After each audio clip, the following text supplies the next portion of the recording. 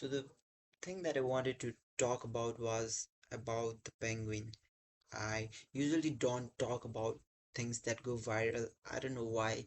I think it kind of attacks my identity as a person when I go with whatever thing that is trending. It is also ironic because I am making a video on the penguin who went against the flow. The reason why that penguin got popular was because he actually went against the flow, as most people don't have that strength to go against the flow. They don't even question the things that were taught to them, like get a job, get married, get a family, retire, and then die. That's just the normal rule, and most people follow it without ever questioning, or they question it, but they do not have the strength to actually take the path that will lead to greater fulfillment. And that penguin represented exactly that, going against the flow to pursue your own version of happiness or your own version of living. And people are kind of living through that penguin, if you know what I mean.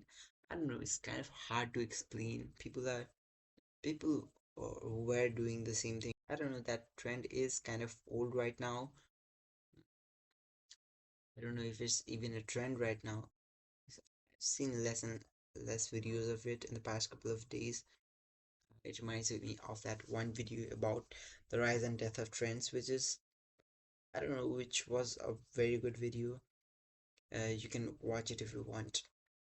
So, anyways, like what I wanted to say was that people, instead of living through other people, I think you should have the courage to go against the flow, do what everyone else is not doing. And if you've got a purpose, or if you think you've got a purpose about, let's say you want to do something, let's say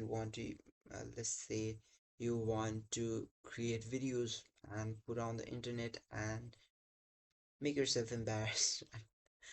No, I'm just kidding. And if you just want to teach people something, if you want to inspire them, if you want to educate them, but you're not doing it because it's not the ideal, the quote unquote ideal path that is laid down to you by people who came before you. And although that path might not be optimal or ideal when you when it comes to achieving your dreams, when you see that path, that vision that only you can see, that other people might not see because they're not you, to be honest. They don't have the experiences that you had. They don't even have the same childhood, the same upbringing that you have. And they're just living in different realities.